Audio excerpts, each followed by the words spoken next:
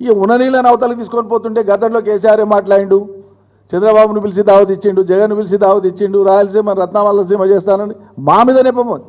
ఎందుకు చెప్పిండు కేసీఆర్? చెప్పిండు, ఇవాళ చెప్తాడు, రేపు కూడా చెప్తాడు బరాబర్కి. ఎందుకు చెప్తాడు, ఏం చెప్తాడు కేసీఆర్? తెలంగాణ ప్రాంత ప్రయోజనాలు నెరవేరినాక, ప్రాథమికంగా మా ప్రయోజనం నెరవేరినాక, మా ఆకలి తీరినాక, మా దప్పు తీరినాక, మా సాగుబడి ఏలినాక తప్పకుండా మిగిలిన నీళ్లు ఇతర క్షామపీడిత ప్రాంతాలకు పోవాల్సిందే, రాయలసీమ ప్రజలకు కూడా న్యాయం జరగాల్సిందే. ఇది ఆనాడు, నేడు, రేపైనా మేము ఇది మాట్లాడతాం, దీన్ని కట్టుబడి ఉన్నాం మేము. నువ్వు తెలంగాణను గాలికి వదిలేసి అవతలకు సాయం చేసేటువంటి విధంగా నువ్వు మాట్లాడతావు.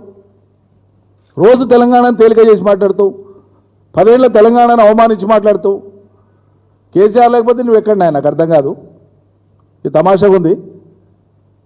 తెలంగాణనే లేకపోతే నువ్వు తెలంగాణ ముఖ్యమంత్రి ఎట్లయితావు?